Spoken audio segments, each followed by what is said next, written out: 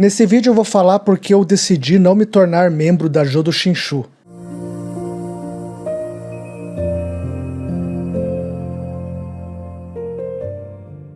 Quem me conhece sabe que eu já fui monge budista, tenho formação filosófica e também formação e vivência prática dentro do budismo por muito tempo.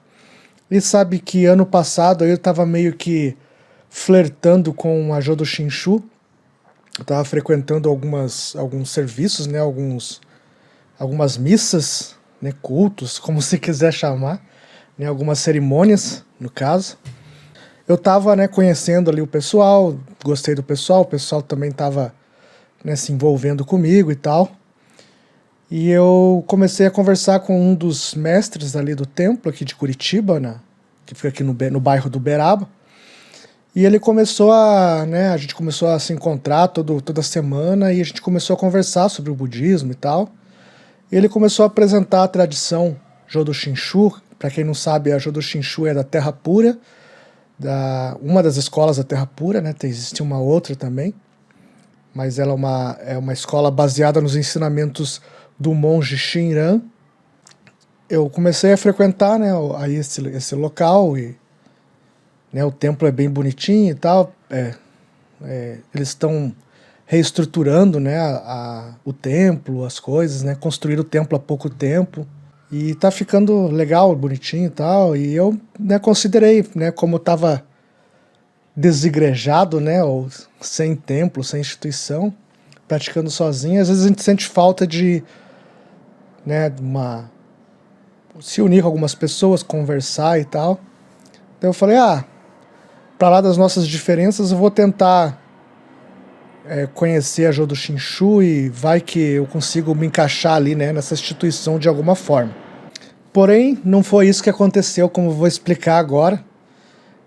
Algumas coisas me fizeram ficar com o pé um pouco atrás com a instituição, com os ensinamentos da Terra Pura, da Jodo Shinshu. E eu comecei a pesar na minha balança ali, as minhas convicções, do como eu enxergo o budismo, a minha concepção do budismo, e com a concepção que estava sendo ensinada, eu tentava meio que relevar as diferenças para tentar, de alguma forma ali, conviver, participar e tal, mas teve alguns pontos que me pegaram assim, de jeito, como diz, E eu não consegui concordar, a minha razão não conseguiu aceitar certas coisas. Antes de qualquer coisa, eu quero dizer que eu tenho um respeito pela tradição da Terra Pura e da Jodo Shinshu, e não é um ataque pessoal, eu respeito as diferenças de credo, de pensamento. Não é um ataque nesse sentido, mas filosoficamente eu vou colocar as diferenças aí que eu senti dentro da minha formação na Tiantai com o que é ensinado aí pela escola de Shinran da Terra Pura. O que me atraiu a princípio foi que a prática de Amida, da Terra Pura, da invocação do nome de Amida, da exaltação, melhor dizendo, do nome de Amida, é uma prática que também contém na tradição Tiantai. E então isso me fez assim, pensar, bem, a escola Tiantai, uma das práticas é o Nembutsu, que é a repetição do Nembutsu, Namamida Butsu, que é exaltação ao nome do Buda Amitabha, ou Buda Amida. Então eu pensei, bem, a tradição Tendai ela é compreendida como uma escola que reconhece vários tipos de prática, não existe uma prática central. Então existe, além do Nembutsu, a meditação, recitação de mantra, práticas esotéricas, entre outras, meditação, acho que eu já falei, recitação, seria recitação de sutras, de textos, mantras, dharanis. Então o budismo Tiantai, ele engloba muitas práticas, então ele é polivalente nesse sentido. E uma das práticas como eu disse, o Nembutsu. Então eu falei, como é uma das práticas, eu posso me adaptar lá, e comecei a frequentar. O que eu gostei a princípio no Nembutsu, né, na invocação, na celebração do nome do Buda Amida, foi a ideia da humildade, né, de você se desprender do seu apego à espiritualidade, do seu orgulho espiritual, né, de, digamos, se achar mais espiritual que outras pessoas ou julgar outras pessoas. Então é um voto, acima de tudo, de humildade, né, que a verdadeira espiritualidade ela começa com compaixão, não só com compaixão e sabedoria, mas também com humildade, no sentido de você saber que você também é um ser humano que está propenso a falhas, propenso a sair do caminho, etc. Então, eu gostei muito dessa primeira, digamos assim, apresentação, né, da ideia da invocação, né, da ideia da celebração, né, da exaltação do nome de Amida. E isso, de certa forma, se manifestava também ali nos mestres, né? Os mestres, eles não se colocam hierarquicamente superiores aos demais, então existe um diálogo assim mais aberto entre os mestres, né, os líderes e as pessoas, pelo menos o que me pareceu. Enquanto nas outras instituições que eu estava acostumado, existia uma hierarquia muito rígida, né, que impedia, digamos, do leigo, do iniciante, de perguntar, questionar, e isso eu achei assim, interessante, essa ideia de mais um diálogo entre as pessoas do que essa questão da hierarquia. Não que não tenha que ter hierarquia, né, como eu já expliquei em outros vídeos, mas eu acho interessante assim quando há essa abertura das pessoas se posicionarem ou poderem discutir as ideias, conversarem. E isso eu senti nesse ambiente e eu achei legal, bem diferente do que eu estou acostumado, do que eu estava acostumado e do que eu passei quando, né, fui clérigo. Mas quando eu vi assim que a prática é muito centralizada só no Nembutsu, não só como um voto de humildade, mas também como um voto de Nembutsu, faça aquilo que eu deveria fazer por mim, né? Essa ideia de você invocar o nome de Amida, exaltar e achar que isso por si só vai te transformar espontaneamente na prática única, né? Isso foi uma coisa assim que me pegou um pouco, porque eu leio a literatura budista e o Buda, né, nos sutras, se enfatiza muito a ideia das paramitas. E uma das paramitas é o esforço próprio de querer atingir a iluminação. E ali na Judo Shinshu eu reparei que essa ideia de esforço próprio é de certa forma demonizada. Então qualquer forma de esforço próprio eles traduzem isso como se fosse um orgulho espiritual, quando na verdade não é necessariamente um orgulho espiritual. Você se esforçar é uma virtude. Você querer aprender, correr atrás do conhecimento, correr atrás da disciplina moral, né, do aprimoramento do autocontrole, da consciência, querer se desenvolver, isso é uma coisa positiva, né, e era visto assim pelo pessoal da Judo Shinshu e pelos ensinamentos, até mesmo pelos ensinamentos do mestre Shiran, como, né, a ideia do esforço próprio, né, a ideia do jiriki. E essa ideia também de só uma prática central também eu acho que é uma simplificação muito grande, né? Que eu no princípio quis aceitar, mas depois eu vi, poxa, eu sinto falta, né, de meditar, eu faço outras práticas, eu tenho algumas práticas esotéricas que eu faço com, né, o uso de mudras, que são gestos que você faz com a mão, né? Gestos que significam coisas dentro da... Isso aqui não é o diabo não, tá? Existe um significado desses gestos, de virtudes dentro do budismo que você pode desenvolver,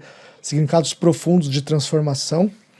Eu acho que eu ia sentir falta disso, só ficando com uma prática só.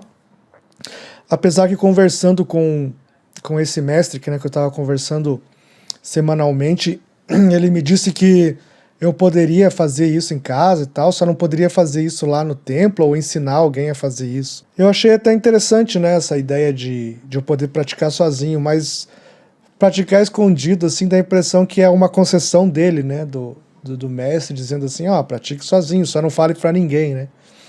E isso não me soou muito bem, assim, de, poxa, então, se eu não posso falar pra ninguém, então eu tô o quê? Tô praticando algo errado, né, na concepção das pessoas. Eu não queria que as pessoas vissem essas práticas como erradas. Elas podem até achar a prática de Amida superior e tal, mas não única, né? A ideia de achar que é única, assim, eu acho que é limitante demais, é simplificador demais. E eu queria encontrar um né, um lugar, um local em que me permitisse, né, fazer essas práticas, que eu pudesse falar para todo mundo que eu faço e tal, por mais que eu, né, não fizesse ali no templo, respeitasse, né, a prática única deles, mas que não visse isso como uma coisa que eu tenho que fazer escondido e tal, né? Como se eu estivesse usando drogas, sei lá. Não, mas eu estou fazendo uma prática budista, né? Então isso não, assim, também me afastou.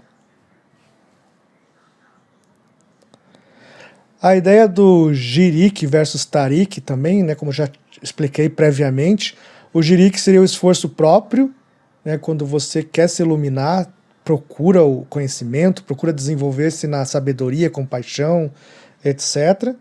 E o Tarik seria a ideia do outro poder que eles falam, que você simplesmente vai recitando o Nembutsu e tal, e aquilo meio que espontaneamente, o Buda Amida meio que espiritualmente vai se transformando de dentro para fora e tal. Isso, assim, ao meu ver, eu entendo que eles, né, querem combater a ideia do orgulho espiritual, da busca própria, né, da ideia de que você tem que ser humilde, acho isso interessante, mas também dizer que não precisa ter o esforço próprio, eu acho assim radical demais, e achar assim, que o Buda Amida vai te transformar espontaneamente soa meio que com uma coisa quase que eu já vivi no cristianismo, assim, de transformação do Espírito Santo, né, de uma transformação espontânea feita pelo Espírito Santo em você, um outro poder. Isso assim não me soou muito interessante, apesar que existe a ideia do outro poder também na escola Tendai, mas ela não é interpretada assim como uma anulação completa do esforço próprio, né, da paramita da diligência.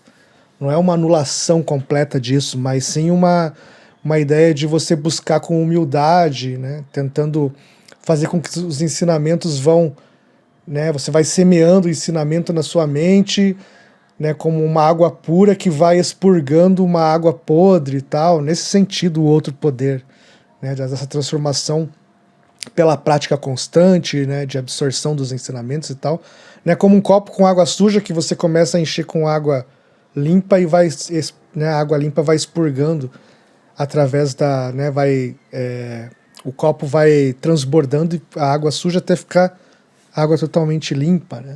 Na Tiantai tem mais essa ideia dessa transformação espontânea, não, mas não, ali eu achei assim meio que parece que uma ação espiritual de uma divindade, né, como se o Buda Amida fosse uma divindade, como no cristianismo, um Deus, um Espírito Santo que transforma, né? Apesar de que eu confrontei o mestre lá que estava me ensinando, ele falou que não é isso, mas na prática eu via as pessoas entendendo assim. Então, parece que esse abismo ali entre o entendimento das pessoas que estão participando com o que o mestre falou que teoricamente deveria ser, então ficou estranho isso aí, sabe? Tipo, essa ideia quase mágica dessa transformação, tipo um pensamento mágico religioso. E isso bateu assim contra as minhas convicções do que eu entendo como budismo, né, e da escola Tiantai como uma escola mais racional e filosófica e menos essa ideia de magia, dessa ideia mágica, religiosa mágica, esse pensamento religioso mágico, assim. No da Tiantai é muito mais filosófico e racional, e depende do seu esforço, mas você não significa que você vai ser, pelo teu esforço, você vai dizer, eu consegui sozinho, eu sou melhor que os outros, né? Então o voto de Amida freia, né, na Tiantai, essa ideia do orgulho espiritual, mas não invalida a diligência. Outra coisa que me incomodava também, eles falavam muito de fé, né, que é o Shinjin, e também como eu já vivi em ambientes cristãos, parecia muito com a fé cristã num Buda transcendente como praticamente um Deus, né? Apesar do mestre falar que não era isso, eu via na prática assim como se o Buda fosse visto simplesmente como uma substituição do Deus cristão ali. O Buda Amida, né, aquele que concede bênçãos e transforma, eu tenho que ter fé nele e tal.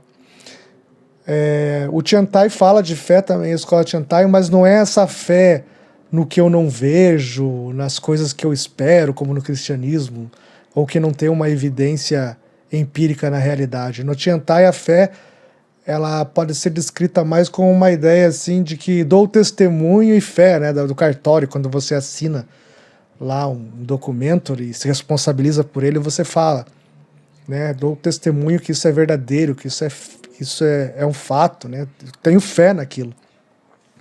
Então no Tiantai seria nesse sentido, da fé de você atestar que os ensinamentos realmente são transformadores e têm, né, o seu correspondente na realidade, não é algo assim metafísico simplesmente que eu tenho que acreditar, mas é algo assim que tem um correspondente na realidade e que eu posso acessar através ali dos ensinamentos, da filosofia, do questionamento, do desenvolvimento racional e da própria diligência. Eu posso acessar aquilo e não, eu dou fé que aquilo realmente me transforma, me faz melhor, né, porque eu experimentei aquilo e dou fé, né, falando como da forma do cartório mesmo. Então esse Shinjin, essa ideia do Shinjin aí, mágico, uma fé quase cristã, também me afastou da Jodo Shinshu e fez eu repensar, assim, e dizer que eu quase me batizei, eu quase me iniciei lá, mas na hora H eu repensei e cheguei pro mestre e falei, eu não vou mais participar, agradeço, né, o que você me ensinou. A gente fez aí uma série de aulas durante 2025 inteiro, aprendendo sobre o Tanisho, que é um escrito do Shinran, a respeito assim, do cerne da Jodo Shinshu, do cerne dogmático e filosófico da Jodo Shinshu.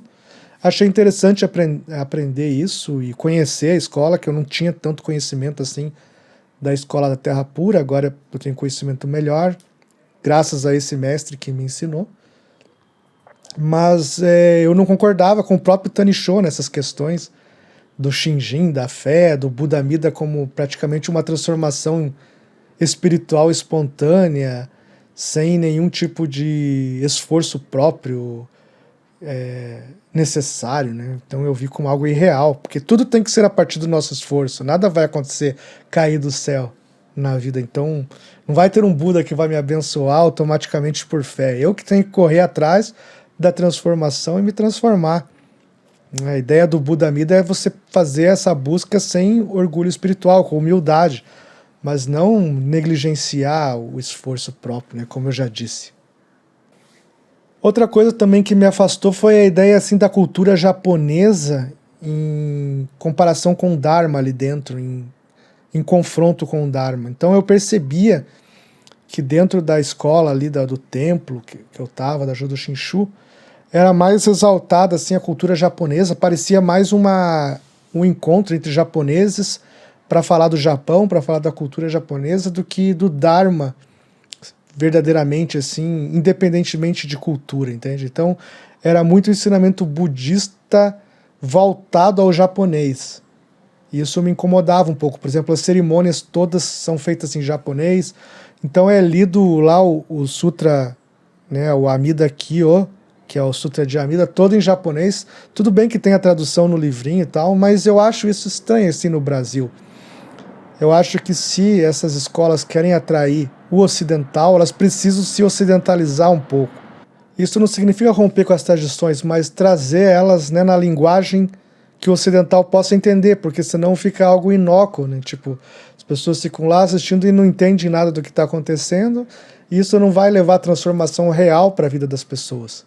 Então essa coisa né, da exaltação do Japão, da cultura, às vezes me irritava um pouco. Às vezes, ali depois da cerimônia, eu queria conversar sobre o Dharma, sobre os ensinamentos, mas eles estavam falando que visitaram a cidade X, Y no Japão e tal, então eu sempre ficava muito assim voltado essa coisa da cultura japonesa. Tinha outras coisas que me irritavam também ali, por exemplo, tinha bituqueira nos corredores, o pessoal fumava muito, bebiam bebida alcoólica ali logo depois da cerimônia, então eu ficava pensando nos preceitos budistas de não se intoxicar, né, com bebida e cigarro, que tem, né, foi ensinado nos sutras a gente assumir esses votos. Outra coisa que esse mestre me falou também é que ali na Jodo Shinshu não tinha voto nenhum, não era necessário você assumir votos. E toda a história do budismo, assim, do budismo antigo, antes dessa transformação, porque a Jodo Shinshu é uma transformação mais moderna do budismo, depois que chega ao Japão ali. Mas o budismo histórico mesmo sempre teve essa ideia dos votos, né? Se comprometer com os votos, de beneficiar os seres, de beneficiar a si mesmo e tal. E ele falava que não tem voto, como mais uma vez a ideia, né, da transformação espontânea, né, do Espírito Santo de Amida, praticamente, que transforma a pessoa. Né? E isso também me deixava meio, assim, inconformado, na verdade. Outra coisa que eu não gostava também é que eles comiam carne logo depois da cerimônia. Então tinha, né, peixe, sushi, carne e tal.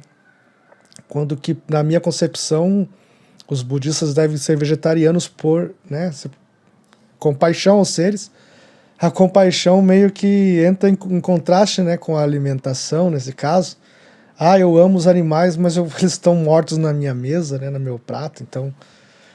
Eu até pensei em relevar isso também e tal, mas daí isso começou a complicar muito, porque eles faziam, às vezes, algumas reuniões especiais, assim, em praças e tal, para divulgar o budismo, e ali eles vendiam coisas, né, alimentos e tal, com carne. Por exemplo, na Hanamatsuri, esse tipo de data especial em que eles faziam ali armavam as suas tendas, né, nessas praças e faziam essas atividades especiais. E daí eles me convidaram para trabalhar, mas daí tinha que rolinho primavera com carne, eu tinha que ajudar lá a preparar, né, o rolinho primavera. Como é que eu, vegetariano, vou preparar um alimento para alguém com carne? Como é que, né, pensei assim, como é que eu vou trabalhar de alguma forma nesse lugar e ajudar se eu não concordo com essas práticas? Então seria injusto com eles se eu aceitasse e injusto comigo mesmo, com as minhas convicções. Então, por essa razão, eu agradeci, né, o convite. Todo o ano que ele ficou, né, me ensinando Tanisho, né, o cara, né, esse mestre muito legal, respeitoso, e sempre, né, você via que ele realmente gosta daquilo que ele está ensinando, mas eu não foi, assim, para mim uma coisa assim que eu falasse, putz, se eu levar isso a sério, eu vou estar ferindo minhas próprias convicções. Então eu, né, por essa razão também eu não me juntei a Jodo Shinshu, né, não me iniciei ali com eles. Na minha concepção, né, o budismo ele precisa, né, da sua diligência para você trilhar o caminho, transformar sua consciência, aumentar seu conhecimento, desenvolver a compaixão, etc. E essa ideia aí central da transformação só pela fé e tal não cabe para mim mais. Eu já vivi muito isso no cristianismo e não consigo mais ter essa posição. Então, para concluir, eu saí de lá tranquilo, né? Como entrei pela porta da frente, saí pela porta da frente, explicando as minhas razões claramente, porque eu estava não aceitando ali, continuar ali.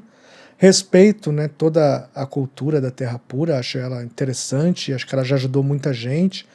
Ela tem pessoas ali, né, que participaram da história do budismo brasileiro na Jodo Shinshu, que são pessoas assim muito importantes no budismo brasileiro, que deixaram um legado, como o professor Ricardo Mário Gonçalves, que era já falecido, um monge budista muito inteligente, que construiu uma teologia muito interessante dentro do budismo da Jodo Shinshu. Tinha conhecimento Tendai, esotérico também, mas depois ele acabou se limitando mais, no final da sua vida, a Jodo Shinshu mesmo. E acho importante o legado que essa escola deixou para o Brasil, deixa para o Brasil, mas eu não consegui me ver mais, ali dentro deles e do templo, da instituição, tendo que aceitar coisas que a minha razão não mais consegue aceitar. Então, eu tive que ser sincero com eles e me desligar, né? Na verdade, eu não cheguei nem a me ligar, né? A iniciar, mas esse namoro, digamos, a terminar, no caso, assim. Às vezes tenho vontade de ir lá, né? Talvez eu vá uma vez ou outra para praticar o Nembutsu lá, que é importante na tradição Tiantai também, mas eu não vou me envolver profundamente com a instituição. Acho que depois que eu passei, né, com as instituições que eu me envolvi até hoje, assim, vai ser difícil eu encontrar um lugar que eu realmente me sinta encaixado novamente. Enquanto isso, eu vou praticando de maneira autônoma, né, como o canal se propõe. Se você quer praticar o budismo de maneira autônoma, eu lancei um livro chamado Como Praticar o Budismo Sozinho. Eu lancei ele na Hotmart, versão física e versão digital. Eu vou deixar o link na descrição do vídeo para vocês quiserem comprar, adquirir esse livro. Ele vai ser de grande ajuda para vocês. É um livro tanto para pessoas que que já conhecem o budismo, quanto para leigos, porque eu também tenho um glossário, tem toda uma explicação dos termos complexos no budismo para quem ainda não conhece, né? Então ele serve como uma introdução ao budismo também. E a ideia é de você praticar sozinho, sem a necessidade de uma instituição formalizada, um templo, e nem a necessidade de ter um guru ou um mestre. A ideia não é demonizar as instituições nem os líderes, mas a ideia é trazer uma autonomia espiritual para quem quer caminhar com as próprias pernas e quer manter o questionamento sempre vivo na caminhada.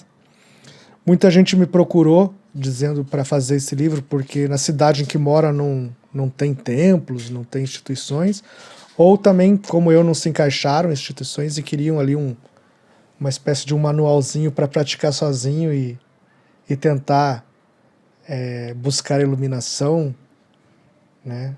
A bodhicitta, de maneira autônoma, né? Então tá aí, o livro tá na descrição, tá na Hotmart, vou lançar ele na Amazon também. E quem quiser aí dar uma força pro canal também, adquirindo o livro, vocês dão uma força pro nosso trabalho. Então seria isso, muito obrigado pela presença, espero que vocês tenham gostado, assistam os outros vídeos do canal, deixem um like, se inscrevam aí para fortalecer o nosso trabalho. Até a próxima!